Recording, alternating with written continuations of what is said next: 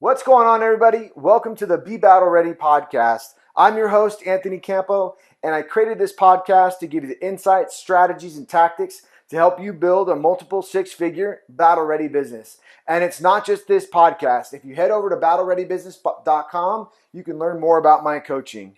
The framework of this podcast, each week we'll cover a different topic. Week 1, we'll cover leadership. Week 2, we'll cover marketing. Week 3, we'll cover sales. And week 4, we'll cover lifestyle and personal development. We do this by having deep dive conversations with leaders, influencers, movers, and shakers in their respective areas of expertise. So sit back, relax, and enjoy today's show. Awesome. So I want to welcome everybody to the 8th episode of the Be Battle Ready show, podcast, whatever you want to call it. And this week's topic, we're talking about lifestyle and personal development with Drew Hunthausen. I met him through his father. His father and I were in a networking group way back when in a group called The Tip. And the funny thing about it is Tony is the reason as how I got to know Gary Vaynerchuk and read his book, Crush It. So I remember Tony going around videoing remember that, Tony? He's over here. Yeah. Awesome. So I'm going to let you do yourself justice, introduce yourself, and, tell us who you are, your story, and then, a little bit about what you went on this weekend as well. So. Okay. Well, thanks for that brief introduction. I'm Drew Hunthausen. I'm also known as No Excuses Blind Guy. And let me take you back. It started, I guess, my story and where I came to business all started back when I was 11 and a half.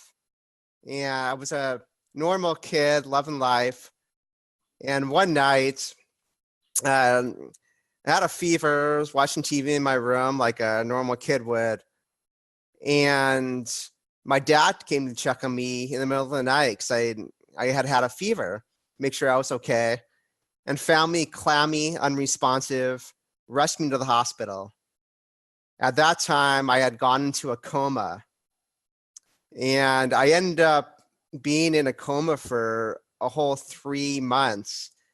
And about 10 days into all of this, as you can imagine, my parents were freaking out, what's going on? The doctors called them in for a family visit and told them that I would most likely die. And if I didn't, I'd be a vegetable on a feeding tube for the rest of my life. So you can kind of imagine the whole family thing, what they must have felt. And I have a younger sister who is 3 years younger than me, and she was 8 at the time. And I have an older brother who's 20 months older than me, and he was 12, almost 13 at the time. And they didn't know what to think either. So the amazing, incredible thing is one of my themes that I talk about is as a lot as a motivational, inspirational speaker is the power of community and having people around you. And during that time, I had people from over 13 different countries around the world praying for me, supporting my family. They're, making meals for my brother and sister while my parents were in the hospital, just being there the whole time. I had a lot of friends and family actually there praying at my bedside, praying for me. And my dad tells, there's a couple stories he's told me, 'cause during this time I was in a coma, so I don't remember any of it firsthand. But at one time there were 3 women that knew me from Little League, and they came and they were praying for me all night. One night, just praying for me at my bedside, and it was just incredible, hearing this. And I was in a coma for 3 months, and about a little ways into that, I know the kidney doctor had come in and told my told my parents that I was about to go into kidney failure, and that if that happened, I was definitely going to die. And my dad had come in, prayed with me that night, and all the people praying for me. And it just, not too long after that, things started to turn around, and I was still in a coma for quite a bit longer. But my body, my kidneys, my body started working for itself, and things started looking a little better. And it was a pretty tough time for me. And then when I did wake up, I had lost all my eyesight. I was totally blind. I had gone from that healthy 11-year-old kid, loving life, I said, to one who spent almost 4.5 months in the hospital, lost all his eyesight, much of his hearing, and I was too weak to even sit up on my own. It was just, not to mention, I was scared to death. I had no clue what had happened to me. Because I don't remember. I was totally blind, but I didn't remember how I gotten totally blind. I didn't remember going to sleep at all. So it was a scary time for me.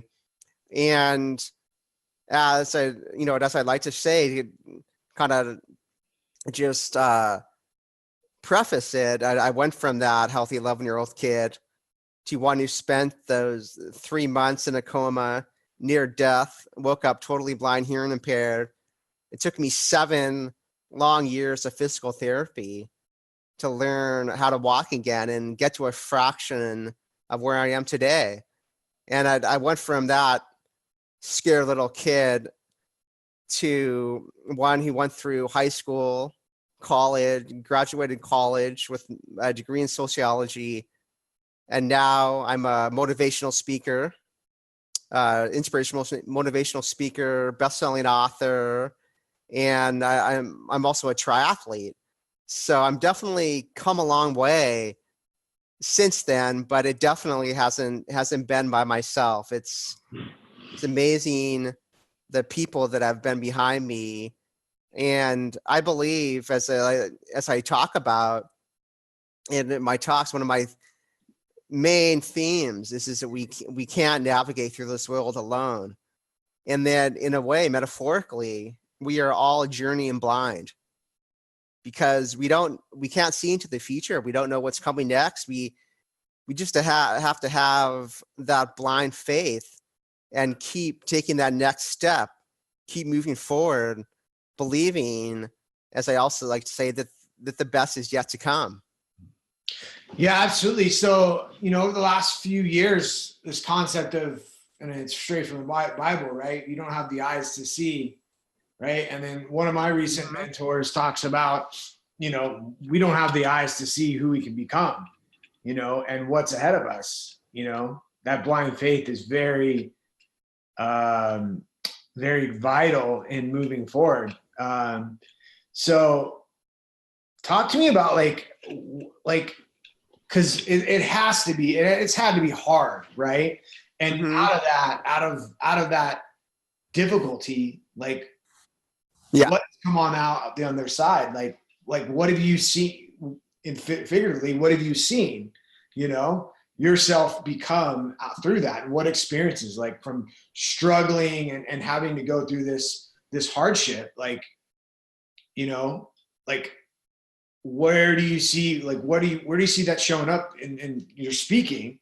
But like, I know that the times I've been through struggles, that I've come out on the other side, and it's like just standing in a stronger place.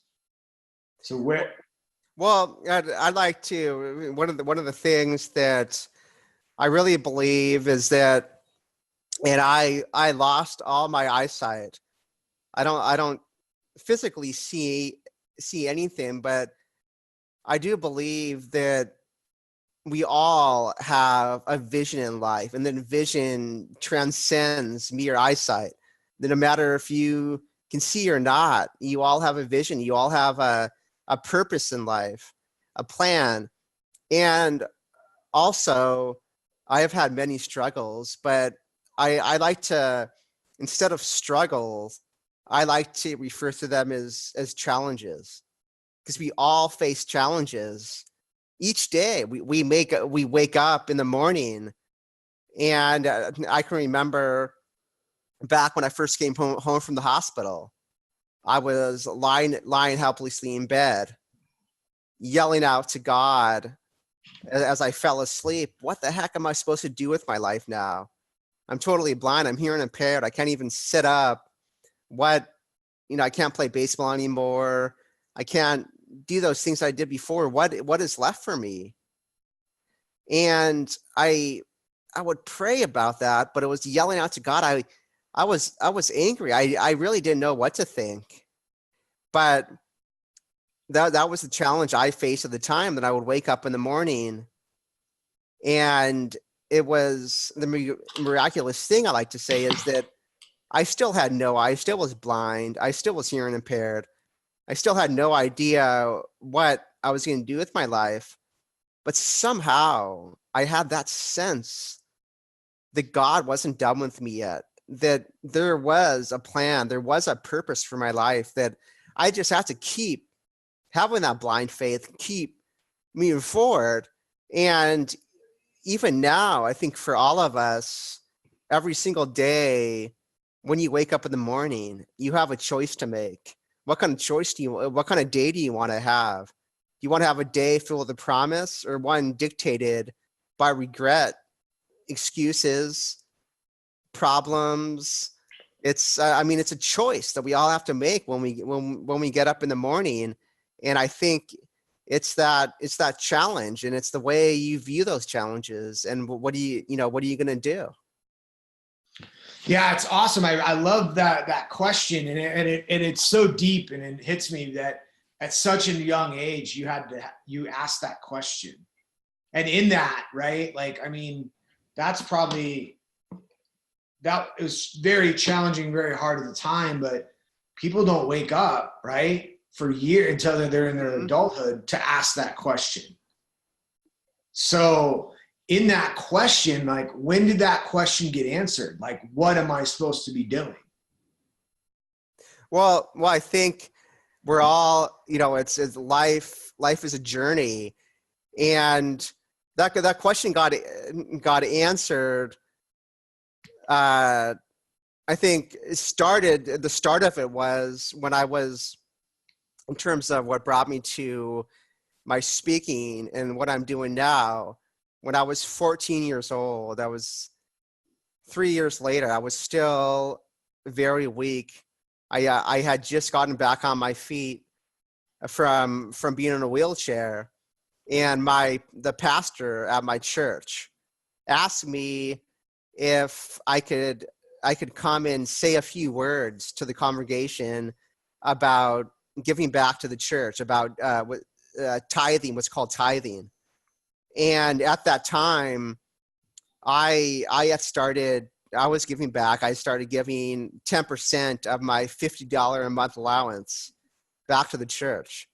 So I can remember walking up to the front of the church on my wobbly legs, and I got behind the altar there in front of the microphone, and the first thing I said was, if I could see all of you, I think I'd be really nervous right now. And that was a icebreaker for sure, but it got a chuckle out of the whole congregation, and it made them feel more at ease to, after they seen this weak little blind boy struggling up to the altar. And it kind of evened the playing field a little bit. And after that, I talked to them a little bit about what I was up there to talk to them. But that was definitely, even though I didn't know it at the time, I never, at that time, if you ask me, I never could have thought I'd be a motivational, inspirational speaker doing what I'm doing now, helping other people. But I believe that was where it all started. Awesome. You still use that icebreaker? I do. I still have Nice. used the icebreaker, and I kind of I've expanded on that to expand on that a little bit, and it works every time, but it puts them at ease. Yeah. Do you get a little like, because I was just thinking like there could be a little joke in there because you know how they tell people to go picture people naked. Yeah, oh yeah, Yeah. exactly. I Like, mean, I'm glad I don't. well, it's one of the things. I mean, I said I'd be a great keynote speaker for a self-conscious nudist colony. There you go. Yeah, I like yeah, it. I like it. yeah. Awesome. So, you know, so you're talking about that is that when you knew that, hey, this is what you wanted to do at 14? No, I didn't know that at 14. That was the beginning. It took a while. It was when I was in college that actually when I was asked, I spoke, well, actually between then and college, I was asked to speak here and there to at my church, to a couple schools, just to share my story. And then when I graduated from college, I went to Long Beach State University. The disabled students program, the director asked me at their graduation ceremony if I could come up and kind of give a closing thing for graduation. And I got up there and I did that, and I got such a good response to it, such a positive response. People talked to me afterwards that I believe that's what got me really thinking about that, doing it more as something than just sharing now and then. Awesome. Very cool. So talk to me about what's your, in your talks. So real quick, let me back up a second. Mm-hmm. Like, did you, like, I know you're religious and stuff. Did you feel like that God spoken to you in any way to push you down that, to guide you down to this path that you're on now? I believe that played a big part in it, big part of it. That, as I said, as I mentioned earlier, we all have a purpose in life, and what do you believe in terms of, it doesn't matter what you believe in terms of religious, I believe or not. I believe we all have a purpose. And in terms of me being religious, I believe that this is a God-given purpose, God-given talents that even is revealed at a certain time, that this is what he wants me to do. I'm here to help other people figure out what their purpose is. And that's one of the things that I talk about in my talks, an acronym that I came up with. It's the acronym is ANGEL, and it stands for, A stands for attitude, N stands for no excuses, G stands for gratitude, E stands for exercise, and L stands for healthy self-love. And I believe that that is kind of a formula for success, no matter in business or personal life. And that's then that's where I build my talks around that. And I believe that was a God-given thing, that he put me here for a reason. Awesome. Yeah, I love it. I love the framework, especially, one of the things that's not talked about is like really caring for yourself, loving for yourself. You know what I mean? Mm-hmm. Yeah. Recently, if you don't love yourself, how can you love anybody else? So. Mm-hmm. Exactly. So, your book, let's, talk to me about your book. What's the title of your book? Well, the title, right. I have a couple anthologies that are out that I'm part of. It's a compilation book, and I have a chapter in both those books. One is called The Voyage to Your Vision, and I have a chapter in that book, and it's a book, came out a few years ago, but it's all with a bunch of different authors, just really inspirational stuff. It's a great book. And the other, that was the book I was in it with Marsha Weeder. I don't know if anybody's familiar with her, but she's a kind of big time visionary dream coach. And the other book, it's also a compilation book that I'm in is I'm blanking for a second on the name of that book. Let me see. I'll think of it. Anyway. I might have to get back to that. I know it'll come to me, but it'll come to me. Very cool. Do you have plans to write your own book? Yeah, I do have plans to write my own book, and it's my own book is going to be. It's called. I have the title for it. It's going to be called "So What's Your Excuse?" Nice. And and that's one of the something I'm working on right now. That is huge, because I think for everybody, a book is important at some time in your career. Yeah, absolutely. I thought of a title for you. It said Blind Faith, Blind Success. I don't know if anybody has it yet, but that'd be cool. Yeah, it would be, definitely. I like that. I like that a lot. Very cool. So what are your goals as a speaker? Well, my goals as a speaker is, well, I guess I could say my goals, my philosophy is I help people learn to use the attitude, gratitude, exercise, healthy self-love, and defeat their excuses to become all that they were created to be.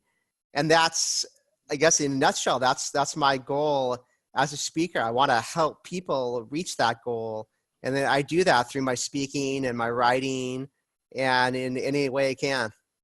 Very cool. So kind of pivot a little bit in this conversation. Part of, the people that I'm working with are, aspiring entrepreneurs that have a side hustle, right? And they're looking to take that into, right, their what I call their main hustle, right? Side hustle and main hustle. So I want to have like a little discussion, right? So that you can provide value to those type of people, right? I mean, we kind of talked about initially about, what you're meant to be doing and what you're called to do. And that's actually one of the first things that part of my educational platform is what I talk to them is, what you love to do. Like, what are you called to do? The pre-foundation is getting yourself into your, like, what you're calling angel, right? Is, healthy self-love, exercise, and all that stuff. But let's talk a little bit about that. Like, what message do you have to those that, they have this job and, they either thinking about starting a side hustle or they're actually do have a side hustle and they're just stuck because they've got the security over here and they've got the uncertainty over here. So, like, what's your message to them? Well, and I think, that's a great thing. And I think so important because what I've learned and through the people I've had that have helped me out in the conferences that I've gone to and all of those things that you have what you love to do. And I've heard so many people say that just what you said, that they have their job, that they're making money, that they're supporting their family, but they hate or they really don't like, but they love to do this, they love to do this, they love to do this, but they can't make any money on it. And a big part of it, I think the main part of it, because for me, I had no clue how I was going to ever make money being a speaker, being a writer. When I was a kid, I never thought of doing anything like that.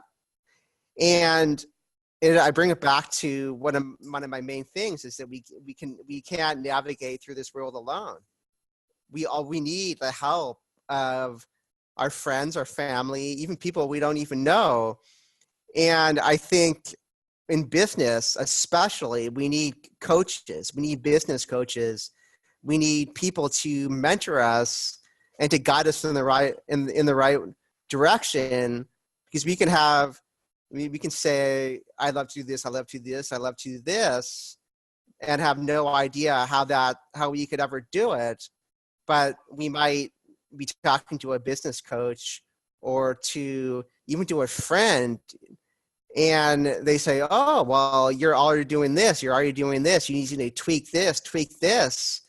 And it's amazing, what that can do for you, for your life satisfaction, for everything pretty much. And I think that's one of the things that you're doing, Anthony, with your being battle ready, and I love it. Well, thanks. Yeah. Yeah, it is. Like I've gone through a few times where personally was in a job. Like I thought a job was the thing because I was getting a family, thought I'd play that role, thought I'd need security. But what it did do is take me away from my family, and I go back to, I made a commitment to myself sophomore year in high school, because I didn't really have, my dad was around. We spent a lot of time with each other on the weekends, but I didn't have him like as a regular dad. And, he came to like 2 games during my high school when I was a freshman and sophomore. Like he only made it to a few games because he worked. And it was one game, I had a really good game, had all that stuff. And I think he showed up for the last little bit of it or something like that. But after that game, I said, I'm not going to live that life. I'm going to be with my boys, my kids every morning. Right. And, working in a job, it did. And now, I can't say we're doing a side business. We're doing business with my wife, building that, coaching her on that as well, and helping her. But, I am very fortunate to be with my kids, and it's a very high value, and I think that we sacrifice too much of that because you can't get those years back. You can get another job. Mm-hmm. You can get another career. So cool. So true. Yeah. Yeah. So what else, as far as service, like to other people, like what's your message in that? Like, if someone's out here to serve, like where, Well, I serve, and I like to say, when I first started doing this, I was all about, attitude, gratitude, and no excuses. And then, I came, what I mentioned before, I help people learn to use and go through my angel by attitude, no excuses, exercise, healthy self-love, get rid of their excuses to be all that they're created to be. And that's kind of my message. I help people to do that, to get through their challenges, because it's the truth is that we all face our own challenges. Most people probably haven't had bacterial meningitis, lost their other eyesight, but everybody faces their own challenges, their own unique challenges that are just as serious, just as challenging to them personally as having meningitis. And they need to figure out a way to get through those things, and we can't do it alone. So it's getting the help from others, hearing these messages, lifting ourselves up, and knowing and believing that we have what it takes to take that next step. Absolutely. That's one thing I try to get across to like every, in my message is like, look, you're the person that you need to be, and you have everything you need to take that first step. Right. And you probably learned this through your therapy and through every obstacle or challenge that you faced in your journey, is that once you take that first step, you could take the first step. Yeah. And once you're in that, you've taken that first step. You've completed that first step. Now you could take the next step, and it just compounds upon each other. Yep. I totally agree with that. I think that's with business, with anything in life. Taking that first step is usually the most, I wouldn't say difficult, but the most challenging, and it takes the most effort, the most discipline, whether you're trying to lose weight or exercise more, become more active, once you start doing it, the rest of it becomes easier.